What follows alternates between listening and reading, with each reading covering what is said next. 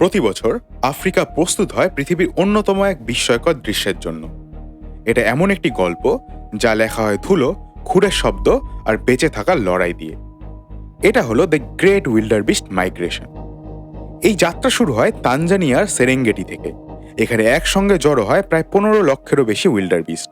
সঙ্গে থাকে জেব্রা আর গ্যাজেল। এই অসীম তৃণভূমিতে কিছু সময়ের জন্য এদের জীবন হয়ে ওঠে খুবই সহজ। চারিদিকে সবুজ সতেজ ঘাস ও বিশাল খোলা প্রান্তর। কিন্তু শীঘ্রই শুরু হয় এক নতুন অধ্যায়ের। জানুয়ারি ও ফেব্রুয়ারি মাসে জন্ম নেয় প্রায় 5 লক্ষেরও বেশি শাবক। কখনো কখনো মাত্র একদিনেই জন্ম নেয় প্রায় 8,000-এরও বেশি শাবক।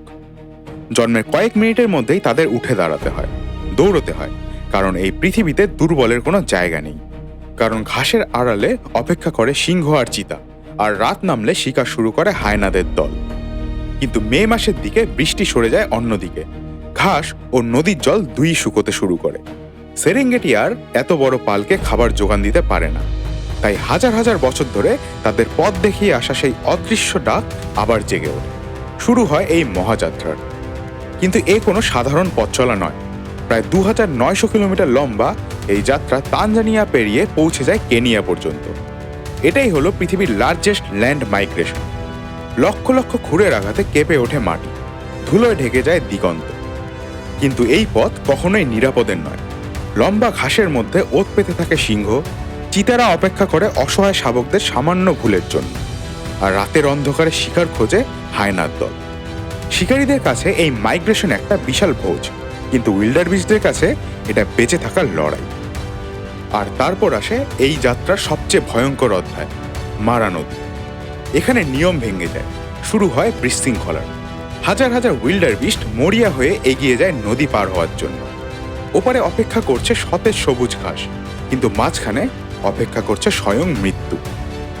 এই নদীতে যেন মুহূর্তের মধ্যেই আতঙ্কের সৃষ্টি হয়। প্রাচীন শক্তিশালী জোয়াল নিয়ে কুমিরেরা ঝাঁপিয়ে পড়ে। অনেককেই টেনে নিয়ে যায় জলের নিচে।